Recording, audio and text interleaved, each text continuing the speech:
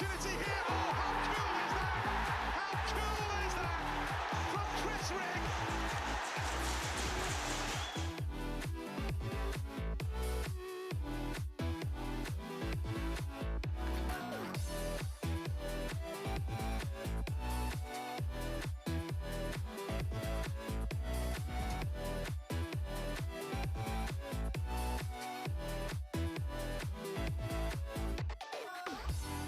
Bellingham, 25 yards, lines it up and drills it into the back of the net.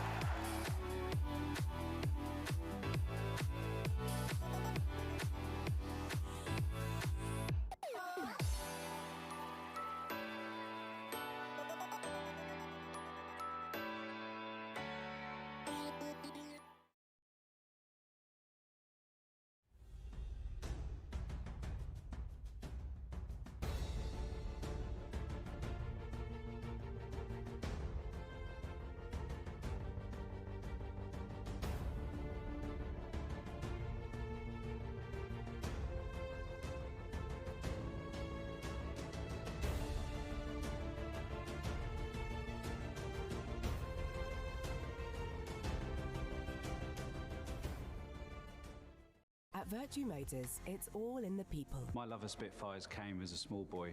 Working on Spitfires is a huge responsibility, and the same applies at work. I'm a Punjabi singer. I've got a passion for singing, and I always loved cars.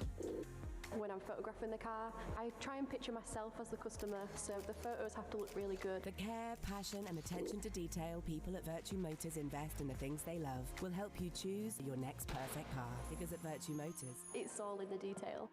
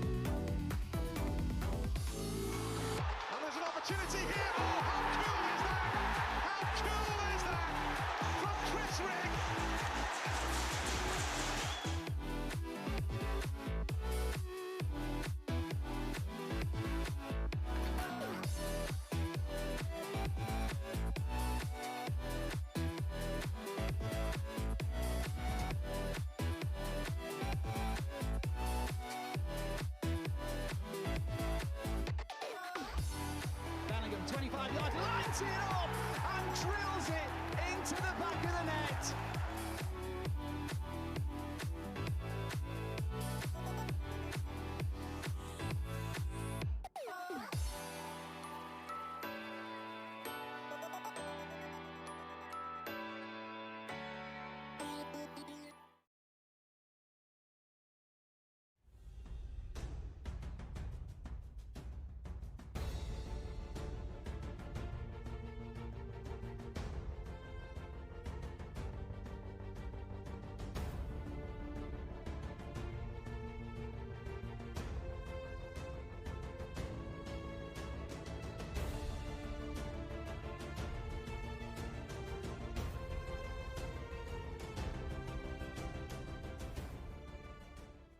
At Virtue Motors, it's all in the people. My love of Spitfires came as a small boy.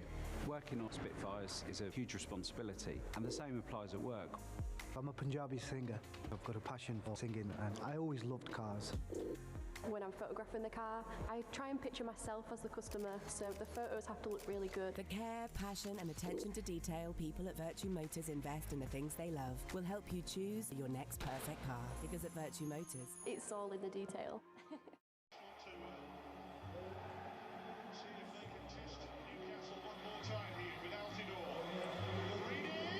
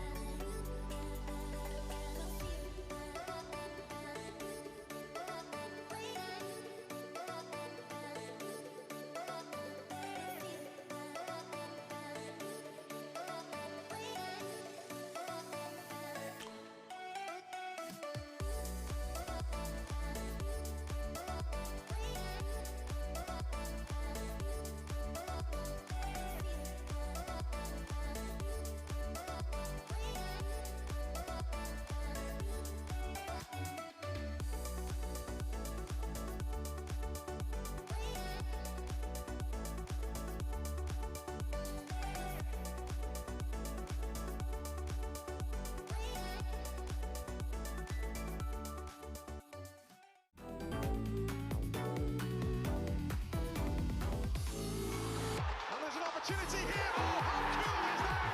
How cool is that? From Chris Rigg.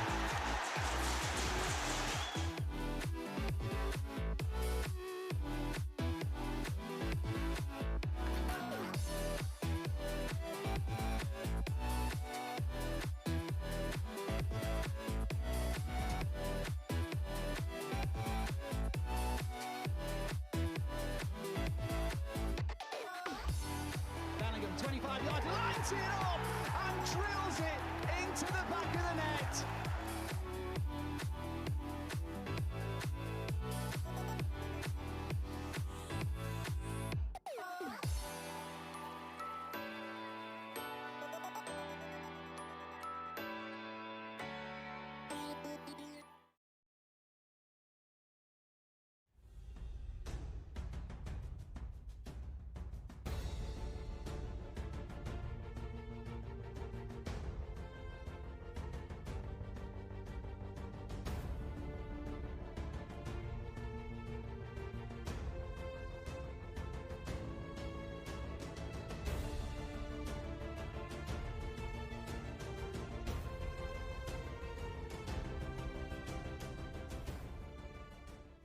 At Virtue Motors, it's all in the people. My love of Spitfires came as a small boy.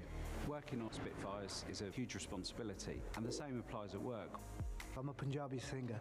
I've got a passion for singing, and I always loved cars. When I'm photographing the car, I try and picture myself as the customer, so the photos have to look really good. The care, passion and attention to detail people at Virtue Motors invest in the things they love will help you choose your next perfect car. Because at Virtue Motors, It's all in the detail. See if they can test Newcastle one more time here with Altidore. The reading.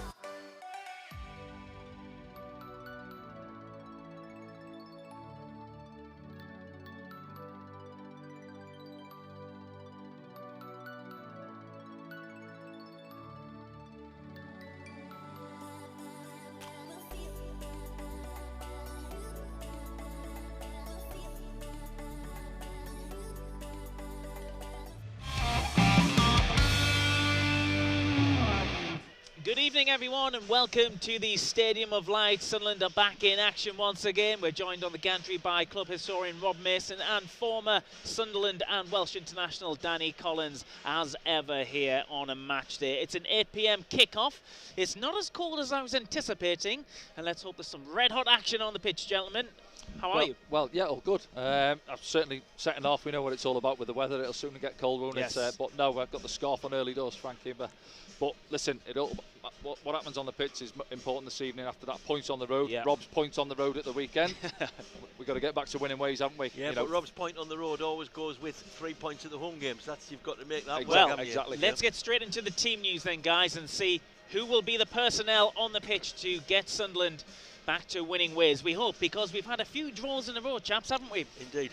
Yeah, we have indeed. Yeah, 4 on the bounce, isn't it? And somehow we're still top of the table. I mean, we talk about West Brom, they've had 7 draws in the last 8, and they're sat in the playoffs as well, so it's a crazy old league. But yeah, changes this evening, the 3 suspended lads coming back in. I think Luke will go to left back. I think Trey will come in naturally in his favourite position on the right. Patrick coming in for Mayenda on that right hand side.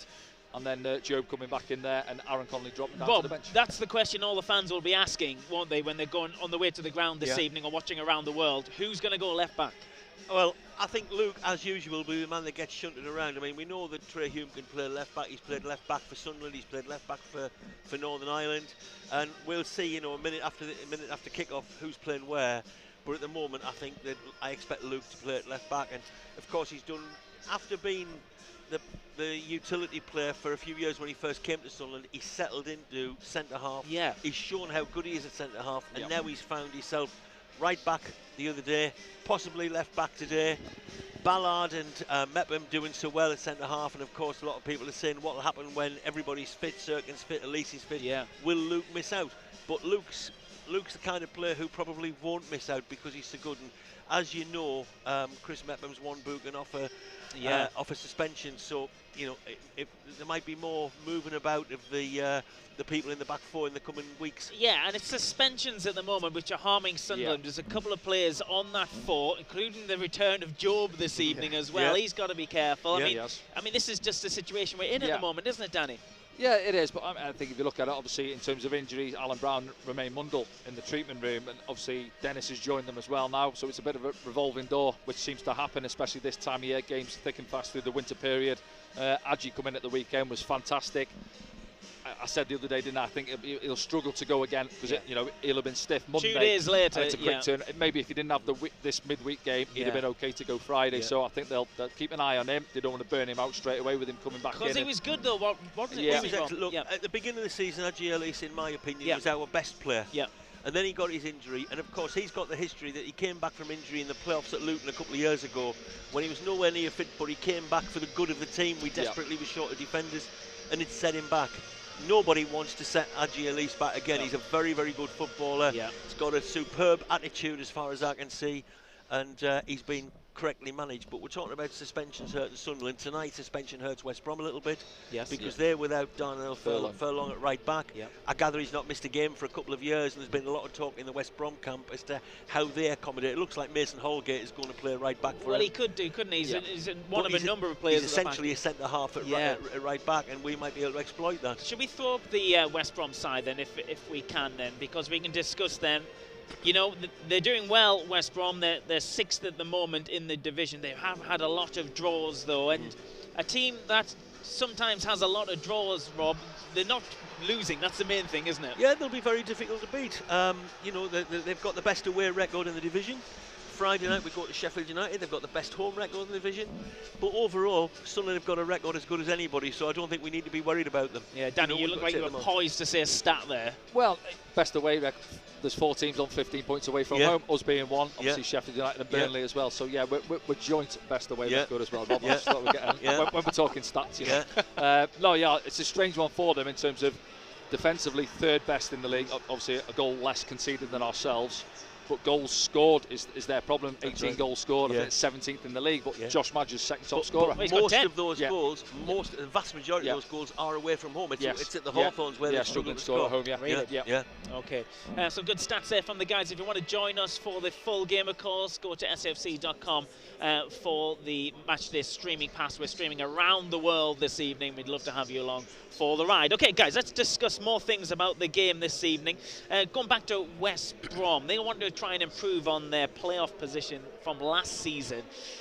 Do you think they've equipped the side, Danny, to make that next step, or they're always going to be a top 6, top 8 side at the moment? I think with West Brom, just speaking 5 minutes ago up there, I think if you said to me West Brom, you'd either bottom end of the Premier League or top end of the Championship. So I think from the fans' point of view, expectation for them, worst case is playoffs. You know, same as Sunderland, but it's tough in there. You look at the teams that are in and around it. Middlesbrough are up the rails in the last few weeks, scoring goals for fun. But yeah, certainly West Brom. And from Corberan's point of view, he will be thinking worst case playoffs. You know, I think, and if you ask most Sunderland fans from our point of view at this moment in time, would you take a playoff place? I think 95% would say, I'll snap your hand off, even though, for the last 8 weeks or so, we've been top of the pile. But yeah, it's a tough one to get out of, and I think from West Brom's point of view, their worst case, they want to be in and around the playoffs come May. Yeah, obviously one of a number of teams. You can probably look at it maybe getting on for half the division, who've got serious ambitions of getting into that top 6. Ex-Premier League side, Maybe it's 3 or 4, maybe 5 teams, including Sunderland, have maybe got an eye on thinking, actually, our aim is the top 2. But either way, very, very, very difficult. And West Brom, you know, could well be a playoff side. We could be playing them here again at the end of the season in the playoffs. Entirely feasible.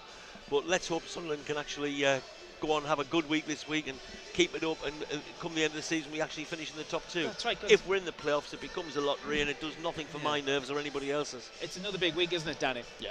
No, again, just on there, you asked if they got the strength and depth, and I think people will question ourselves at this moment in time. You look at maybe Leeds or a Burnley teams coming down who perhaps have got numbers in depth. Ourselves, I think if we've got the 13, 14 at this moment in time who are fit, we're more than a match for anyone. You know, we're 16 games in, so we've seen 16 of the opposition so far. We've still got teams to play, of course. In terms of West Brom, I look at them and I think they've got certain, like Josh Madger, give him a chance and opportunity in and around the box. We know what he's all about. I think Jed Wallace, who I like, he's on the bench this evening. He puts a lovely ball in there. Tom Fellows, Johnson on the left-hand side. Johnson, So they've got some good players in there on their day if they turn up this evening and they have a go. And you would expect them to have opportunities throughout the 90 minutes, and they will cause us problems as well. Yeah, they'll be confident coming in, given the strength of their away record. And as you say, they've got some good, experienced players who have caused us problems in the past. There's no doubt about it. It's a very, very difficult game for Sunderland tonight, but one that I'm confident we're more than capable of winning. The man to watch for West Brom tonight would undoubtedly be Josh Madger, a player who really did excel at Sunderland but didn't reach his potential because of circumstance. Well, yeah, I mean, he left. I mean, at the time he left, there was only one player who's a name really from the history books. People might remember him, a player called Willie McFeet, whose most famous goal for Sunderland was a big cup tie with Tottenham in 1961. Willie McFeet had his career ended early because of injury, but Willie McFeet's the only player in history to score more goals as a teenager for Sunderland than Josh Madger, and Josh was doing absolutely brilliantly. And I remember before he made his first team debut, I was watching him several times over at the academy, and one particular time he was playing against Manchester United and he was centre forward for Sunderland. There was some young lad by the name of Rashford who was centre forward for Manchester United, for them, and he was excellent. This Rashford lad, you might have heard of him, but he wasn't as good as Josh Madger on that particular day. And Josh really has a lot of skill. We saw what an accomplished finisher he was at Sunderland. You're quite right, you give that lad a chance in the box. If you've seen his goal at the weekend, a volley from the edge of the 6-yard box, he takes it really, really well. You know, he's a good player, and he was a big loss to Sunderland when we did lose him. I think in terms of that as well, I watched them against Luton earlier in the season. It was a terrible game. It was a Friday night game. Both teams weren't great. He didn't have too much service coming into the box, but he popped up with a goal out of nothing, and I think that's what Josh Madger is all about. He's a proper instinctive finisher in the box. He finds the space, doesn't he? You know, he finds the space. He manages to drift off his defenders. Suddenly finds himself in space, and if West Brom find him when he's in that pocket of space, then he will hit the target. Right, what we're going to do now is we're going to go under a quick break, and then we're going to sub you out, if that's all right. You're going to be subbed out for Kieran Richardson. Ball's gone up, Rob, the ball's gone up. Well, fair. I'm surprised I've lasted that long, Frankie. Right, we're going to go on a quick break. You can get your matchday streaming passes right now at safc.com right now. Get your matchday streaming passes, and we'll be back soon with Kieran Richardson.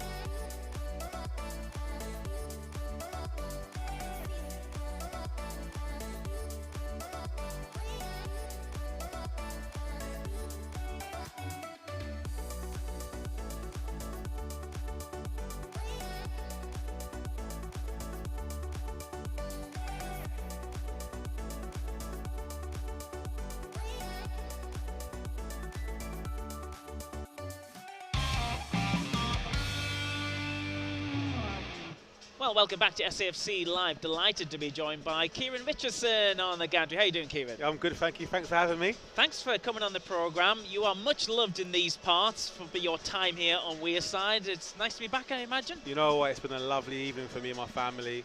I've come here. Obviously, I've been in the suite with Jim, met a lot of fans. You know, such a lovely time I've had.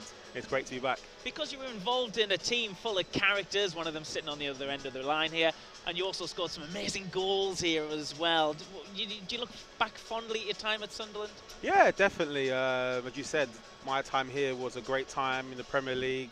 As you said, a lot of players, great characters.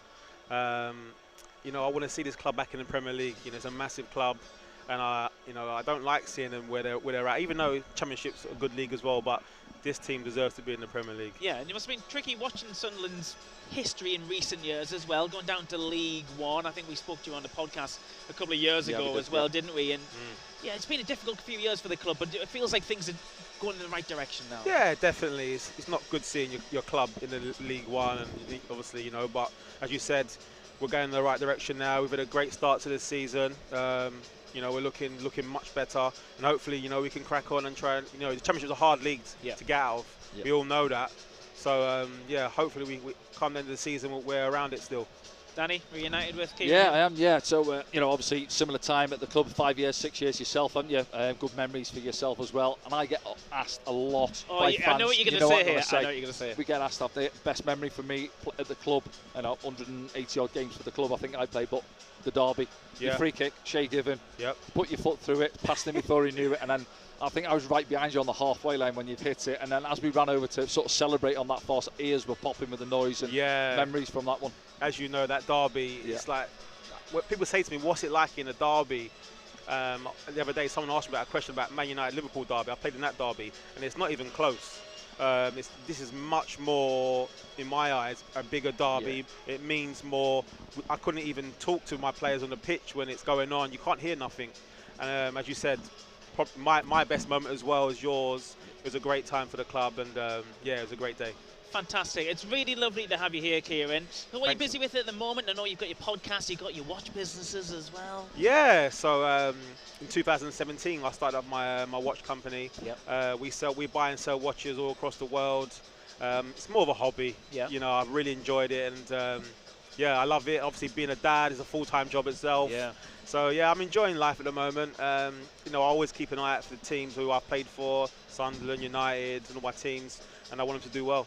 And West Brom as well, you represented them in a very significant end to their season once in the Premier League. You must have fond memories of them as well. Yeah, definitely. Like today's a funny day because I played for both clubs, and they've both been great to me. As you said, West Brom, I was there for half the season. End of January I went there. I played 12 games, and we happened to stay up. But that being said, Sunderland's my club, and I want Sunderland to win tonight. Yeah, if we could ask you for a prediction? These two sides have drawn a lot of games. You could get out of jail quite easily by saying draw. No, I'm going to say a win for Sunderland. I know West Brom, they've got the best away record, right? But I feel like, I think we can win. We're at home. I fancy a 2-0 win. Can I just ask you as ex-pros, when you know you can go top of the league, 15 minutes away from kickoff, are you rallying around in the dressing room going, this is such a big chance for us here? Yeah, of course. You know, you got to thrive at this. It's happy that we're in this conversation. We're not saying we're at the bottom of the league. At least we're saying we're up there, which I think the fans and everyone should be like happy about this. So I think it's a great time for the club, and hopefully we can get the 3 points tonight. Kieran, thanks so much. I know you've got to do lots of duties. We're really getting the money's worth out of you this evening, so you've got to do a lot of stuff. Kieran, I'm sure the fans watching this around the world would really appreciate your time here on the programme. So thanks so much for that. Thanks for having me. Thanks for popping on. You can disappear now, Kieran. Thanks a lot, mate. Thank you very much. And what we're going to do now, we're going to play the highlights from the last game, and me and Danny are going to talk you through those, if we can just follow them on the screen. Thanks, Kieran.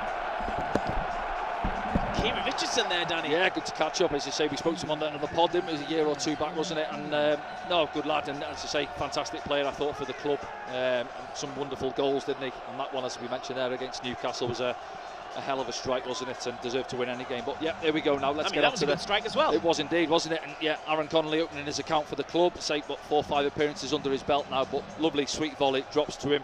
Patrolling the edge of the box for the seconds. I think Dan Ballard does well initially to keep the free kick alive, doesn't he? And then it's a lovely strike for him, so made up for him, and hopefully that brings his confidence on now moving forward with the club. And this period of time as well, Sunderland really on top, weren't they? We had a good spell, I think 25-30 minutes or so in that first half. We settled in really well. I said Tommy was involved down the left-hand side, had a good spell up against the fullback, Mayenda as well, over on the right-hand side, and just at this period now you think, let's go and get the second goal, let's really, not say put the game to bed, but you're in a commanding position, aren't you? And Adji was getting forward as well down the left. He's really good at that, and we know he's good at that as well. Yeah, but yeah, these moments, and you always feel that, you know, Millwall have had some good results at home this season, you know, Leeds and Burnley taking a couple of good scalps, and then people say it's a difficult place to go. It can be hostile down there with the fans getting behind them. But I didn't think they were great in the first half. I thought they got stuck between trying to play out from the back. Yeah, they had a kind of crisis of identity, didn't they? Yeah, they did, and you could hear the fans getting on their backs as well, really, and then the keeper booted it long. It was sailing through to Anthony Patterson, and you know, just thinking now, come on lads, let's take the game by the scruff of the neck and go and get the second, but we didn't manage to do so. And then as it was, second half, we come out and we never really got on the front foot. Do you think anything about those delays in the game?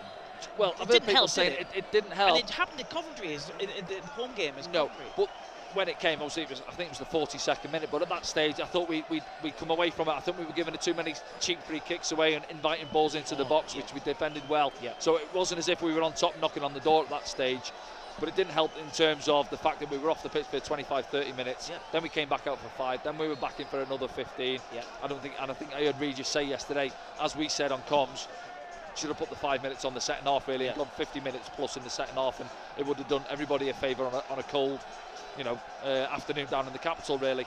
But yeah, you can see from the highlights now, they were having a lot more ball in our box. Yes, we defended well. I think, you know, if you're looking at standouts for us, we're probably the two centre-backs in Adji Elise. Yeah, he was great, yeah. You know, so you can't argue that. But and then if we break down the goal in a minute, we'll have a look at it once we get onto it. From Alexic having that opportunity to put the game to bed at 2-0. Football, isn't it? Fine margins. Fine margins. To 10 seconds later, the ball's in the back of our net and we're getting back on the coach with only a point. But yeah, as I'm saying here, you know, Mayenda, I thought he was bright at times, really. Didn't have too much to go on, or Tommy in the second half, because we didn't have a lot of ball in their half. But they had little moments like that there. I think Mayenda, if he has that one back, maybe he looks to bend it into the far corner. But as you know, you can see here now where Millwall, time and time again, that they're getting in and around. I think Esse, I think you mentioned he, you know, people are thinking, you know, highly on him. Yeah, people are looking at. He had some good moments and opportunities in the second half himself. Looked quite lively when he was getting into the game at times, really. But yeah, it's a massive disappointment. The last 2 games, yes, listen, we're still joint top of the table, but it feels like 4 points have slipped on there, and rightly so they have, and we could have had a nice little cushion at this moment in time at the top of the table. But we're not losing. No, we're not losing, but it equals itself out. I go back to the Leeds game, you know, we took a point from that thanks to Meslier making a bit of a howl at the end of the game. So, you know, did we deserve to take the point from that? Probably not. So it equals itself out, really, and other teams will be looking at it. But here's the goal now. Break it down, we have the opportunity. Luke's high up there, he's given the foul. The ref actually does well from a Millwall point of view, not blowing there. He could have blew and give the free kick on the touchline, and then we're not set. Nobody gets across helping out. Chris Mepham can't make a challenge, he feels, because he's on the yellow card. And then Adji at the far post, you see here now, it's a Maka who gets the ball. Yeah, I just think there Chris is one-on-one, and he just goes past him there. And then at the far post, just out of your shot there, Adji, I think he's running on fumes at this stage. Can he sort of get back in and open himself up? But and then there's 2 there waiting for the tap in at the far post. So an absolute sickener from our point of view. Last kick of the game, really. And if I'm honest, though, Millwall probably deserved a point from the game. From the second half. Yeah, I think balance of play. We had the first half. They had the second half. So you can't argue it. It just feels, you know, as I said there, it's a bit of a sickener when it's almost the last kick of the game, really, when they've managed to get the goal. But a chance to put it right tonight here at the Stadium of Light. 8 p.m. kickoff, and Sunderland could go back to the top of the Championship. Obviously, we'll have our eye on that Sheffield United game as Oxford, well. Aren't they, at home? Yeah. So it might come down to goal difference in the end, but we will keep you on top of that here on SAFC Live. Let's have a look at the Sunderland side, who are going to take on West Bromwich Albion this evening here at the Stadium of Light. And there's some expected changes, but maybe a question for positioning, particularly the fullbacks. Yeah, well, I think a little tweak in the formation. It was more of a 4-4-2 for me at the weekend with Connolly up there. You were arguing about that on the radio last night. I know, yeah. Well, you know, Aaron was dropping in at times 4-2-3-1 if you want to, you know, go in detail. But yeah, I think this is general shape this evening. You know, Trey coming back in. I think he'll be at right back. Luke shifting across again, you know, Mr. Utility player moving across again, isn't he? With the two centre-backs doing excellent at the weekend. Dan Neil just in there with Chris Rigg and Job coming back in there. And we need Job's energy back in there. I think we've missed it a little bit, if we're honest, in the last few games. Physicality in this season. Physicality and his energy through 90 minutes. Patrick back out on the right-hand side. Tommy, pleased for Tommy staying in the team as well and getting an opportunity in front of the home fans from the start. He's had two starts, hasn't he, away from home. Yeah. So big night for him there. Yeah, and up against possibly Holgate moving across the fullback. So get the ball out to him, get confidence getting at his fullback, and then Wilson through the middle, top end of the pitch. Okay, then that's your Sunderland team this evening here at the Stadium of Light. 8 p.m. kickoff here on SAFC Live. Myself and Danny are already on the gantry here, so we don't have to go too far for our match positions, which will stay in for the foreseeable. We're going to have the lighthouse go off in a second behind us, I think, so keep an eye out for that. You can get your matchday streaming passes right now at safc.com. That's broadcasting around the world this evening here on SAFC Live. Stick with us, 8 p.m. kickoff. We'll be back very soon.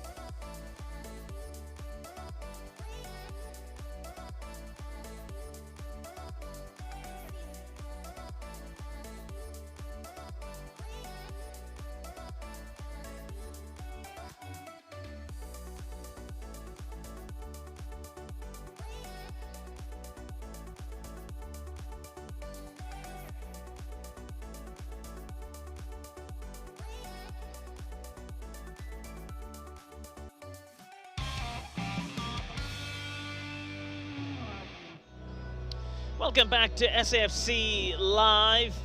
We're broadcasting around the world here. And you just missed the lighthouse ringing out its horn around the Stadium of Light. We're about 12 minutes away from kickoff. We're going to throw up the Sunderland team now for you, just to tell you the Sunderland news. But we understand there has been a change in the West Brom side as well. Carl Barkley has come in to replace Usman Diakite. But this is the Sunderland side. Danny, you can take us through the Sunderland side if you wouldn't mind. Yeah, 3 changes this evening for the lads. Coming into the sides, the suspended boys. Trey Hume coming back in, Patrick Roberts and Job, as we mentioned there. And then we think Luke's going to come across the left back there for Adji Elise coming back out. As we mentioned, he was excellent on Saturday, but I just think, you know, playing him 3 games in a week, possibly give him a breather. He'll be stiff, I'd imagine, from the game on Saturday.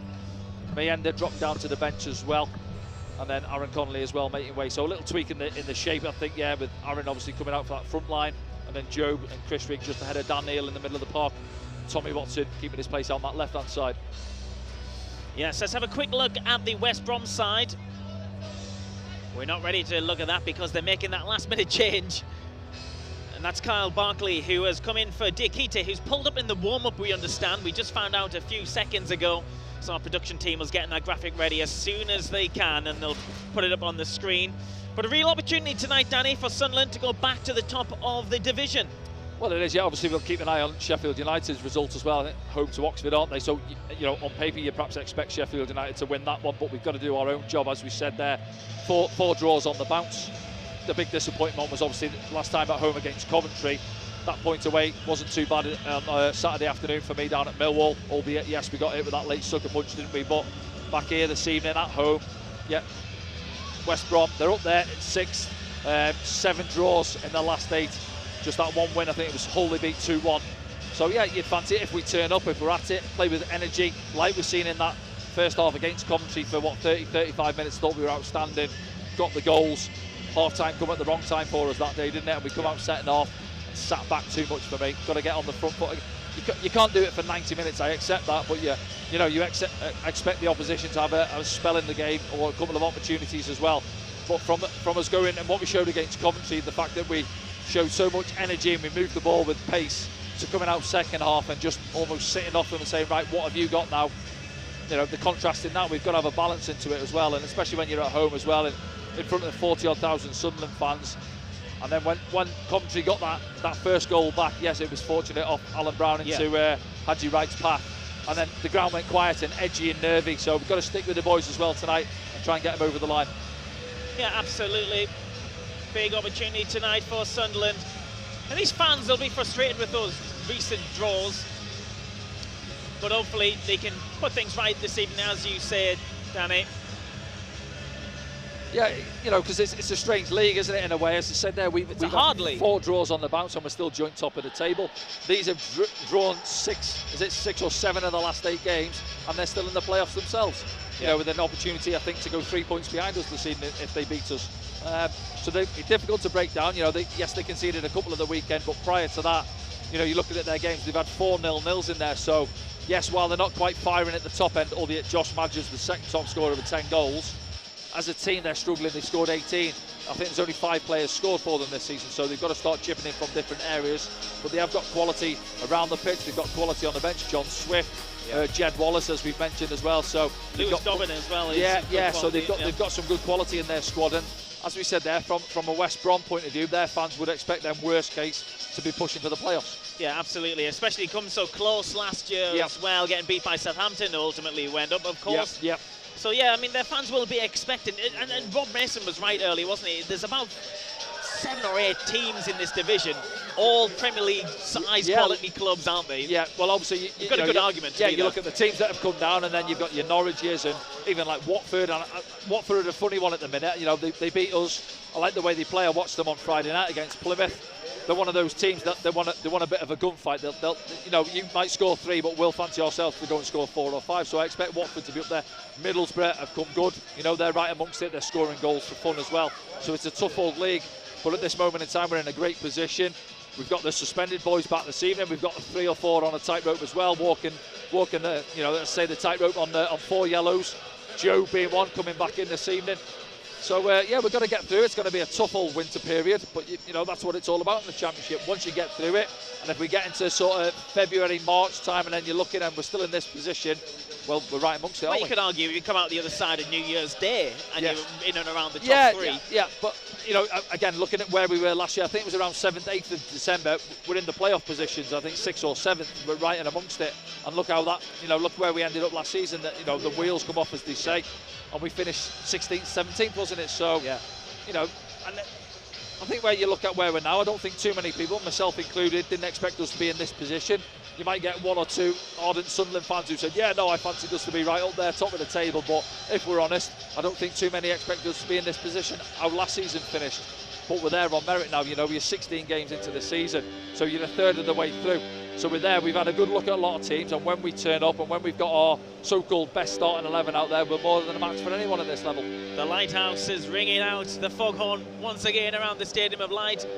Many people have their phones out trying to record the scenes inside, which means the players must be very close to coming out. The sounds of Prokofiev's Dance of the Nights will ring out as well in a moment as the players are in the tunnel here, ready to come out. Another big opportunity for Sunderland to send a message to the rest of the division this evening.